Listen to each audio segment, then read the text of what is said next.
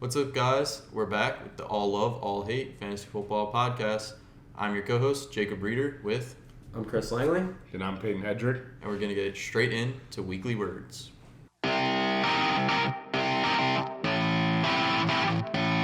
Starting off this week's weekly words, we have the big story being the bye-pocalypse. There are 6 teams on bye this week, all with a lot of fantasy relevance. It's scary. It really is. And you see your starting lineup, and there's 5 buys in there, and you're like, what am I going to do? There's not much on the waiver wire this week. Yeah, it's pretty tough. The Bills, Cowboys, Jags, Vikings, Steelers, and Chargers are all affected by this week's bye. So that's a lot of you guys as quarterbacks, running backs, receivers, like literally everywhere. Langley, how does this affect your team this week? It doesn't really affect me at all because my team's already injured to hell and back. But, there's not really, much of a loss, I would say. Honestly, I don't even think I really have any big names on bye this week outside of Dak. So it doesn't really affect me, but I know, around the league, it's affecting other teams. I want to say, is it affecting you this week, mainly? Fortunately, I'm actually on bye in our league this week, so it doesn't even matter. Actually, that even works out. Bye-pocalypse is... I'm in the bye-pocalypse also, so I'm safe, unlike you guys. But, there's a lot of guys touching every position that's going to hurt people this week. Yeah, I'll be without Josh Allen, Marvin Jones Jr., who else? You're going to be without Mike CD. Williams, CD. CeeDee Lamb. Yeah, it's pretty tough for me. Yeah, that hurts the starting lineup. And not only does the bye-pocalypse hurt, but more injuries, as we had last week and the week before that and the week before that. Just more and more injuries. What you got on new injuries this week, Langley? Well, there honestly, is there even a way to say, you can say, an entire team basically got injured? Because right now that's going on with the Cleveland Browns. The Cleveland Browns are playing tomorrow night against the Denver Broncos. They are going to be without Baker Mayfield, who was already ruled out. Case Keenum, the pride of the 2017 Minnesota Vikings, will be the starter. But the Browns will also be without their 2 best offensive weapons, Nick Chubb and Kareem Hunt. Chubb was ruled out, and Kareem Hunt's going to be on IR for quite some time. So, and to mention as well, Odell Beckham's a game-time decision, and so is Donovan Peoples-Jones. He had a pretty good week last week, if I remember correctly. He did get most of those points on the Hail Mary, but he still had a really solid week considering he's usually the wide receiver 3 or 4 on the team.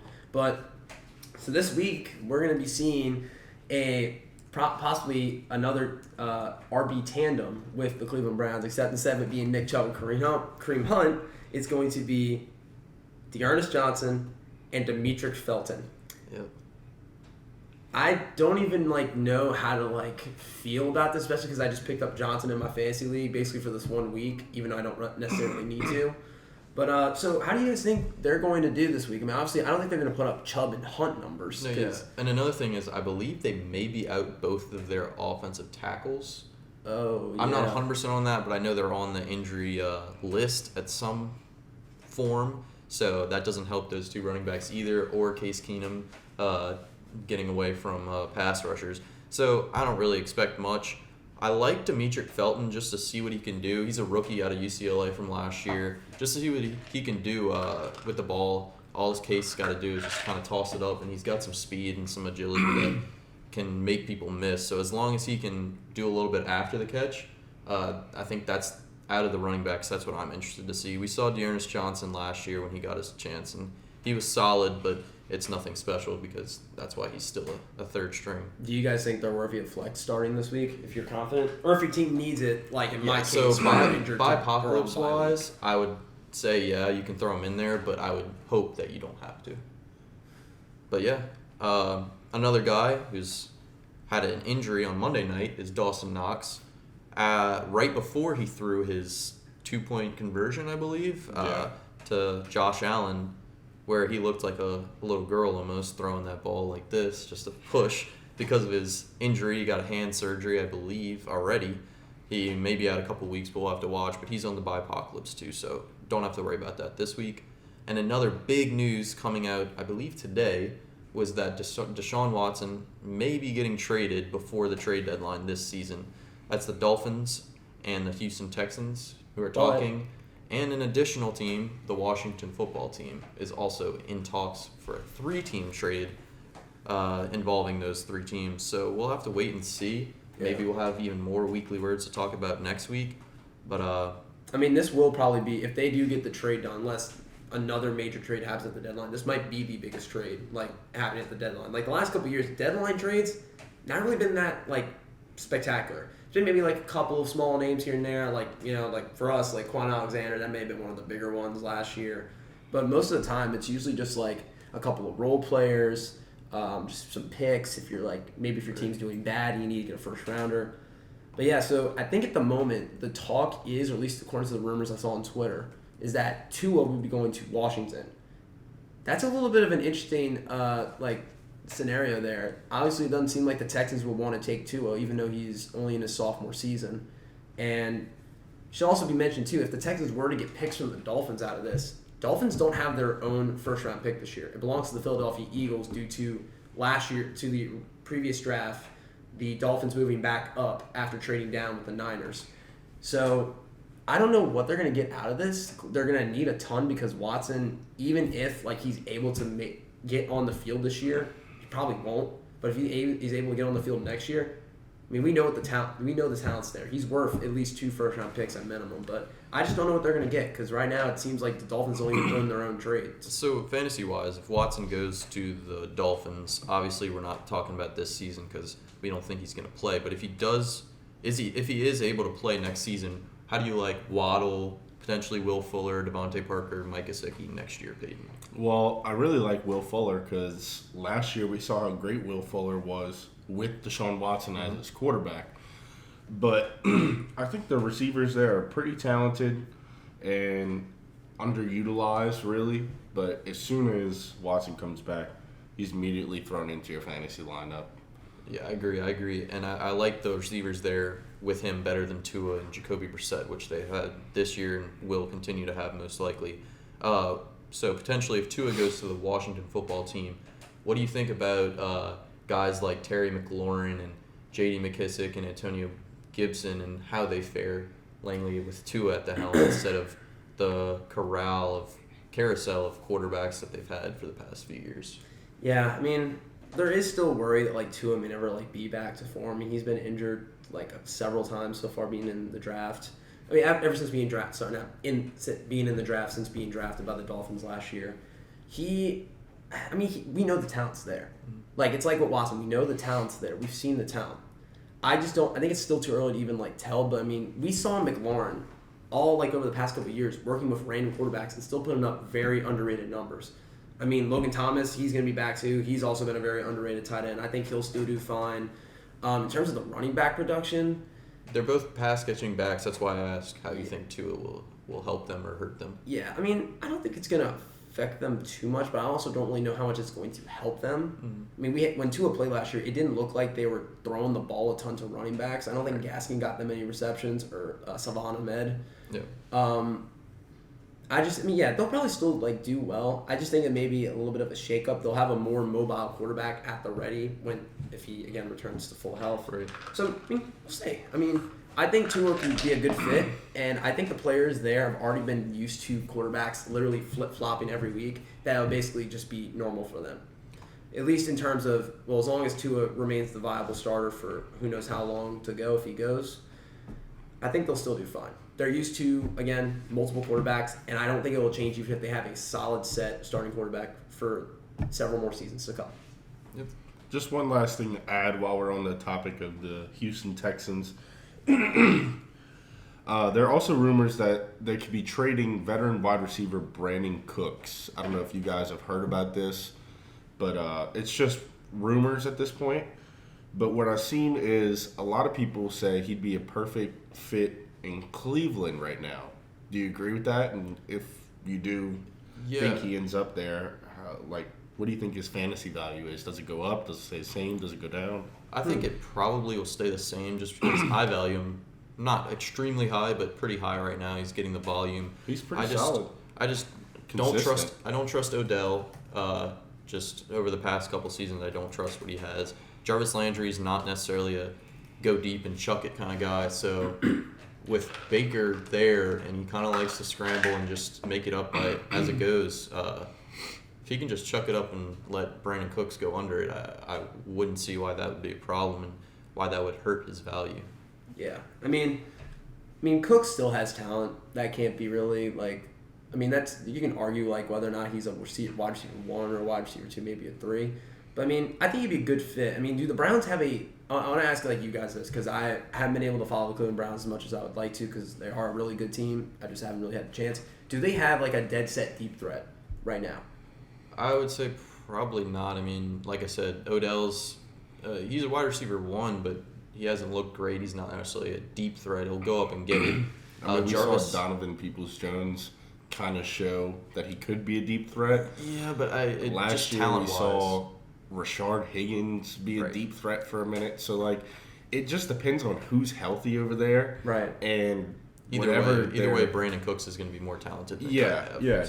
He'll definitely be in the starting lineup, and I mean, just depending on how much he fits in with Baker and those other guys, he could step up and be a wide receiver 1 over there. Absolutely. Which is crazy to think with the talent that they do have with OBJ and Jarvis. It's just like that he's just been so consistent, and maybe if you put him with a better quarterback, I don't know. I just think it's interesting. It's kind of not really talked about a whole lot because there's other trades that could happen, and I know most people when they're talking about Houston trade, they're probably talking about Deshaun Watson. So yeah, I mean this could definitely be a trade that's added to just because again the Texans might need to just like get draft capital. I mean they gave up I want to say a second rounder to the Rams for Cooks.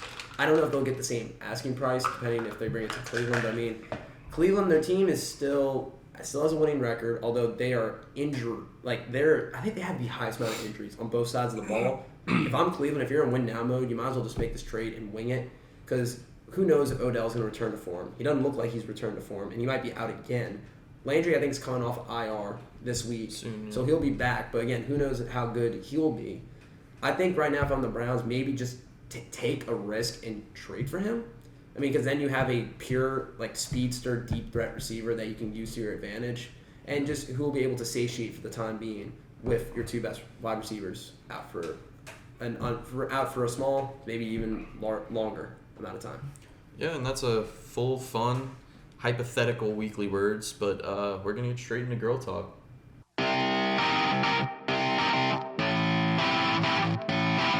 All right, so first topic of girl talk is about the Nola Naked Nutria. She's been looking really good for the past 3 weeks after a rough 2 first weeks, and only gotten 1 win out of it, but she's gotten 114 points, 116, and 134 this past week with a win over the Boa Constrictors. How do you guys think that she will continue this season? Do you think she's the real deal, or do you think she should just wait and hold for the loser lunch?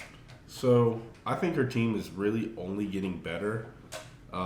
She does have some bye trouble this week, but currently in her IR spots on her bench, she has David Montgomery, who looked good starting the season, who's going to come back eventually, and Michael Gallup, who, I mean, he's not amazing.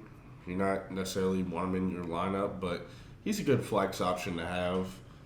And she has, keep in mind, 8 picks coming up in our upcoming rookie draft. So there's a lot of moves that can be made with her team. Leonard Fournette is her starting running back, number 1 right now, and he's been looking awesome. She's got D-Hop, Kyle Pitts, Jalen Waddle, Aaron Rodgers. I think her team's really good. I think they could keep up, but there's just a couple pieces she's missing to really be like a good playoff run team. What do you think, Langley? Yeah, I have to agree. I mean, her team is definitely on the rise, and we have a lot of young stars on this team that can definitely continue to make an impact. I think I would say maybe the 2 biggest surprises so far have been Leonard Fournette and Zach Moss, just because both of those guys were kind of in a committee last year. Fournette is basically usurped Ronald Jones. Fournette had a really good game last week on Thursday night, scored 2 touchdowns, possibly could keep racking up points in the end zone because he seems to be that red zone threat. Zach Moss, I think he's usurped Singletary at this point too. He's getting the red zone touches, which in fantasy are basically the most important touches you can get as a running back. David Montgomery being out, he had a really good start to the season. He's probably going to be one of the more underrated running backs for the next couple of years. In terms of her other running backs, David Johnson, Mark Ingram, it's a little questionable because Houston is just a giant question mark right now. But, they're good flexes if need be. In terms of wide receiver production, Deontay Johnson, we talked about this, I want to say either last week or 2 weeks ago when we were discussing Juju's injury. He's wide receiver 1 in Steelers. And regardless of how Ben Roethlisberger is doing in terms of his play style with his slow decline, he's still going to put up points. DeAndre Hopkins is still DeAndre Hopkins. Enough said about that. And then tight ends. You got probably the best tight end duo right now in the league, and that's Kyle Pitts and Mike Gesicki. Mike Gesicki had a great week last week in London. Kyle Pitts, he's slowly returning to that form he had when he was at Florida last year. And then for flexes, I have to agree. T. Higgins, Jalen Waddle, 2 young guys, probably going to have a long career in the NFL, put up a ton of points. Her team's on the rise. I'm looking at it right now. She has 2 first-rounders, 4 second-rounders, and 2 third-rounders. 6 picks in the first 2 rounds, which are probably, I would say, first, second round, the only 2 rounds that you could probably hit some on the head in terms of just seeing who's there versus in the third round. It's kind of luck at that point, best available. Yeah, I would have to agree. This is definitely a team, if they can make the playoffs, that is going to be perfect. But even if they don't, the amount of draft capital she has, I would say this is a team that could be on the rise for quite a while. But, I would say at least now she's definitely picking up steam. And who knows? Maybe she will make a deep playoff run. I guess we'll see. Yeah, we'll have to wait and see. Going up to the top, one team that got another win this past week, luckily, had Derrick Henry on his team. Yep. Took to the last minute against Reed, who a lot of people, especially on the Big Patty podcast, decided that Reed was going to beat Ashton's team, and this is the upset of the week, and everybody loved Reed this week. And it was close, and we were watching it down to the last few minutes, and Derrick Henry lucked Ashton out of that loss. So what do you guys think about Derrick Henry? He's on pace for, I believe, 2,200 yards a season. Yeah. It's 27 insane. Touchdowns. Yeah. And Crazy stats. Do you think that even though Ashton had a very down week with most of his players, can he still win on a down week? Can he beat one of these super teams as of now with the disappointments or any of the other playoff teams easily in the playoffs if he does have a down week? I personally think so. His team doesn't look that threatening on first glance just because he's actually dealing with bye trouble, probably as one of the worst teams this week. Yeah, but as looking at the whole season. Well, no, I'm just saying, I was looking at first glance of his team, I'm like, oh, it's a little weak, and then I realized, oh wait, he's missing 3 of his stars, and I remind myself, oh yeah, he actually had these stars that I forgot about. No, coming into the season, I knew he was going to have a good team. I thought trading Darren Waller before the season was a really bad move because I felt like his team was perfect, and he went from 100% to 90% by getting rid of the second or third best tight end in the league, in my opinion. But yeah, his team's good, and honestly, I think Derrick Henry could win MVP this year. Henry is playing at a level that we haven't seen from a running back in a pure running back since 2012 when AP had that MVP season. And granted, there is 17 games, so if he breaks Dickerson's record, that it wouldn't be too surprising because it's an extra game. Right. But it's just he's racking up points so well right now. Granted, he had 3 games where he had 3 touchdowns. The other 3 games, he only put up 1 total. Right. Out of those 3. So, you could definitely make an argument saying, his touchdowns are a little lopsided. He can't be completely consistent, but he's getting you a guaranteed 100 yards a game, potentially a touchdown or 2. Even if, your team, he has Justin Jefferson and DK Metcalf starting receivers. Jefferson's had a good season. Metcalf's been a little disappointing, but also some of that could be affiliated now with Russell Wilson being out for the time being. And Mike Evans, he's been all right. Michael Pittman Jr., he's had a good start, but T.Y. Hilton's came back, although he got injured again, so that's something to watch. Yeah. I think he's still good. like, I grant there's a lot of Right. question marks with some of his guys, but, like, I mean, especially Mahomes, that's been probably the biggest question mark, but if his team can at least put up points, and if Henry can consistently put up, I think, 30 points a game in this league, I think his team's still good. His So team's Peyton, still safe. You're one of the higher contending teams. What do you think? Are you not necessarily frightened by his team, but are you looking at him as your primary competition for the championship as of now? So as of right now, I mean, I have to look at him as probably being in the championship just because he's 5-0. So, I mean, even if he were to deal with some crazy injuries, unless Derrick Henry goes down, he's probably most likely going to be there, being on the opposite side of the bracket for me most likely. It'll probably be, I mean, if I do go to the championship, I think it would probably be against him. Am I worried? Not really. I wouldn't say I'm worried, but you're still watching it. You're watching the situation. Yeah, I mean, Derrick Henry is the only person on his team that's like Scary. a star right now.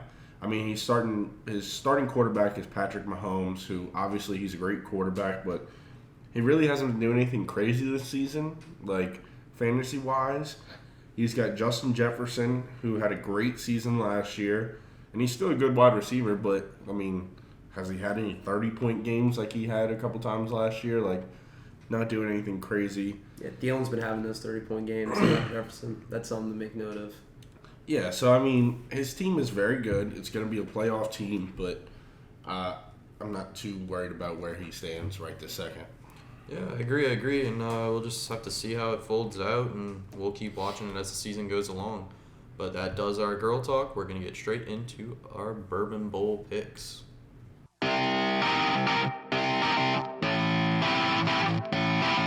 We're going to get straight into Bourbon Bowl picks, starting with me. I'm going to go into our fantasy football league.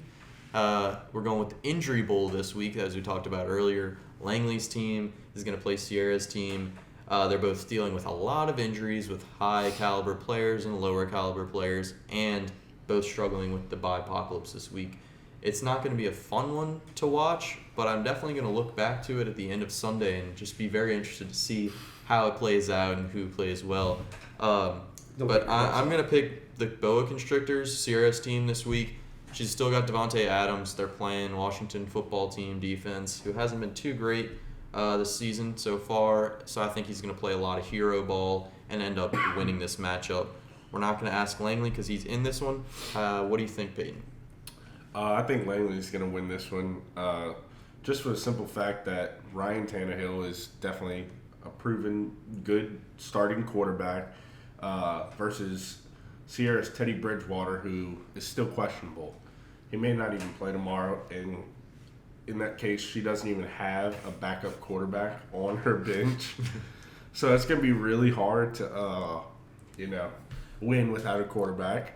Yes, sir. She can definitely pick someone up off the waivers. I'm not sure who's available, but I believe it's like Jared Goff is the next best available, which isn't great, but yeah, maybe you don't want to start a quarterback this week. Yeah, so as we said, both teams are pretty injury-riddled and dealing with bye apocalypse, so we'll have to wait and see how low those scores are on Sunday and Monday. I know. And one last thing to add. I mean, I know these guys aren't great. Like, you don't really want to play these guys, but Langley is flexing Khalil Herbert and D. Ernest Johnson. So, like, they're backups, but, I mean, who knows? Maybe these are guys with a little chip on their shoulder and looking for something to prove. It's D. Ernest, like the Ohio State University, correct? D. Ernest Johnson. Okay. Did I mispronounce it earlier? I'm not sure, but now we're saying D. Ernest Johnson. Okay. D. As Johnson. in the Ohio State football team. I know I'm not supposed to comment on my own game, but all I'll say is that I hope that the injuries are not as plentiful as they are for both teams, because I don't know how much more these teams can take. I think at some point, like, what will happen if an entire team gets on IR? Just at that point, just retire. Yeah. Just retire. Yeah, you'll just have to throw in the towel. How many guys do you have on your IR right now? Clyde, J.K., D. Eskridge. I think I have White. James White. I think I have 5. And you got Damian Williams, too, who's now out. Yeah, with and COVID, Kadarius Toney is also out. Kadarius Toney is not. And if you pull out a win, it'll be short of spectacular. Yeah, so we'll see. Yeah. And we're going to get now into Keyword back into should. back into normal football, and with Langley's Bourbon Bowl pick, what you got? All right. Well, the game I'm picking this week, I usually go for the big games, the game of the week each week. It's a big game. Might as well just keep with that tradition. If it ain't broke, don't fix it. I'm going to be going with the Chiefs versus Titans. Chiefs just came off of a nice win against Washington. Titans, though, probably pulled off the upset of the the upset of the week Yeah. against the Bills when they stopped the Bills on 4th and 1 with like 15 seconds left. Defense just stuff out Josh Allen. Bills lose the game. So Titans are coming off that game, and they're going to be playing in Nashville, which, I mean, Titans are, you can probably put a question mark behind them because they did lose to the Jets out of all teams. Yeah. But, I mean, Chiefs have looked questionable all year. I think they're still kind of in a fog, which is, I don't know how they got in that fog because it's like, they're already a good team. Why would you guys need to be, like, dazed? Why would you guys need to be confused? Like, everyone kind of returned last year. All right. I mean, I personally I think the Titans are coming off a major high after this game, and I feel like they're just going to try and keep trudging. Whether or not they're going to be able to take down the Chiefs if that powerhouse does return is going to be up for debate. Watch the injuries, though, because both sides are dealing with injuries. I want to say Tyrann Mathieu is questionable, so is A.J. Brown. I think Julio Jones is out. Watch injuries on both sides, but for right now, I'm going to be going with the Tennessee Titans. What about y'all? Yeah, it's definitely an interesting game. The Titans are going against basically the two top dogs in the AFC week and the next week, back-to-back weeks. So that's insanely tough to do coming off of Monday night game too, not even Sunday to Sunday. So Absolutely. It'll be interesting to watch. Derrick Henry's going to get the ball a million times as he usually does, I'm sure.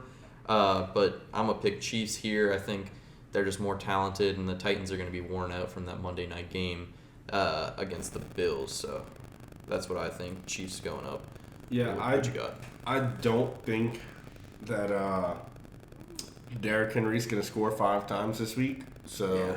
I'm going to have to go ahead and say that the Chiefs are going to win this because I think, honestly, as a defense going against Tennessee, especially with A.J. Brown and Julio being out, all you have to do is figure out a way to somewhat contain Derrick Henry.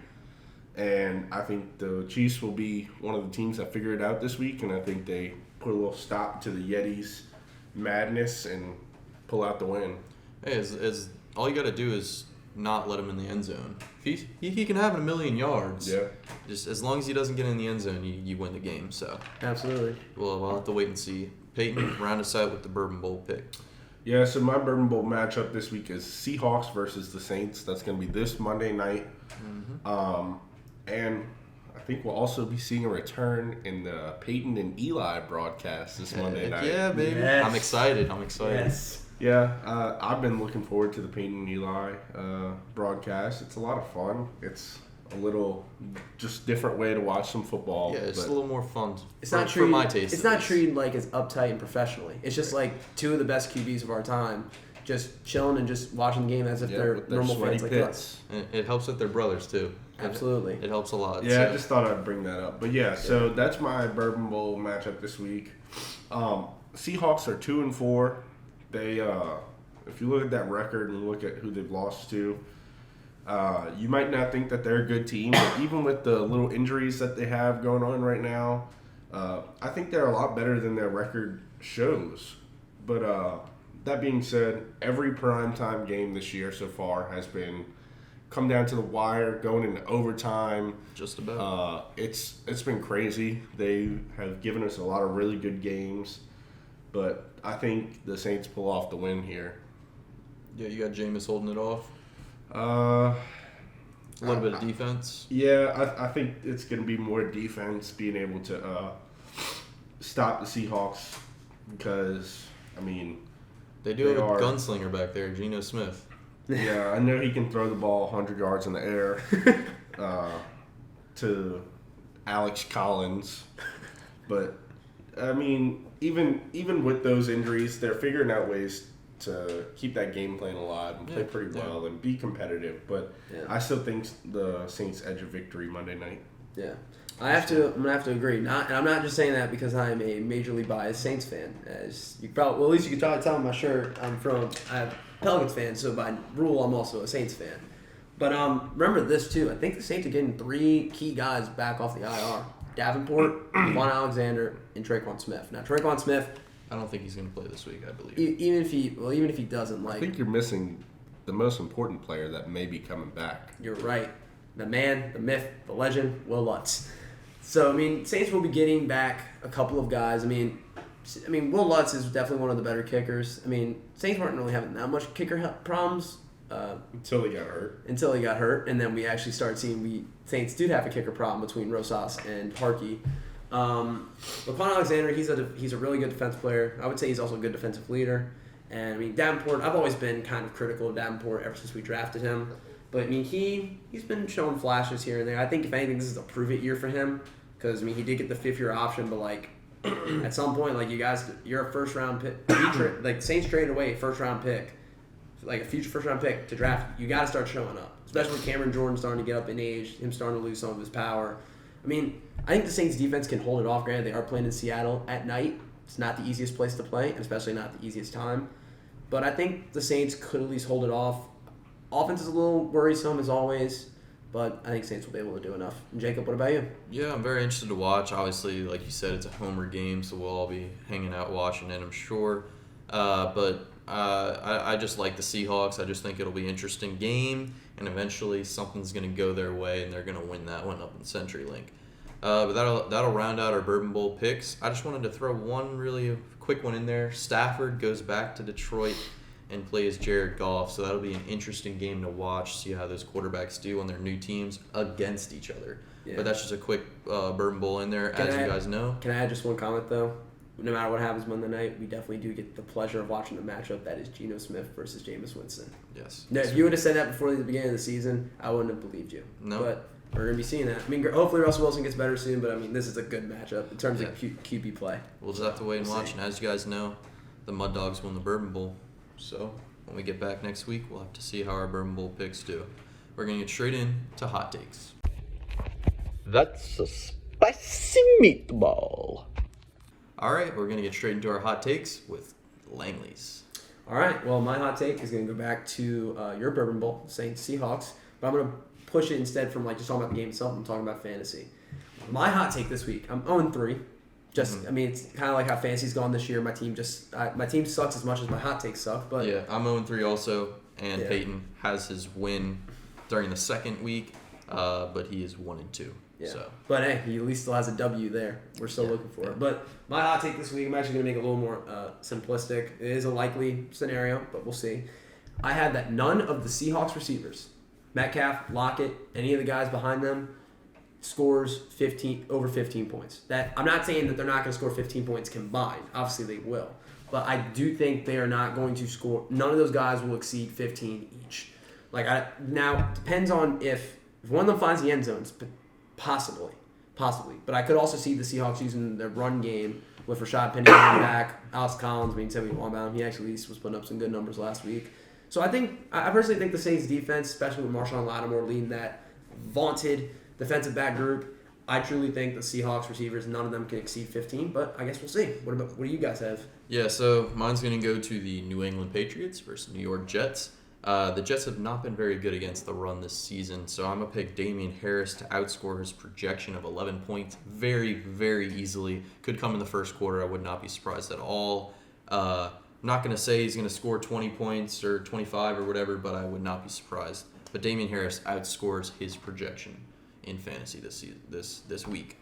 Payton, let's close this out. Yeah, so my hot take is definitely kind of coming from a guy that's really hot right now, being Jonathan Taylor. But he's going against the 49ers this week, who have been allowing the least amount of points to running backs in fantasy this year. I believe on average they're allowing 12 points to running backs. So that being said, my hot take is that Jonathan Taylor will be outside of the top 10 fantasy running backs this week. I guess that closes us out for this week. And he's Payton Hedrick. I'm Jacob Reeder. Yeah, I'm Chris Langley. And we'll see you next week. Thanks for tuning in.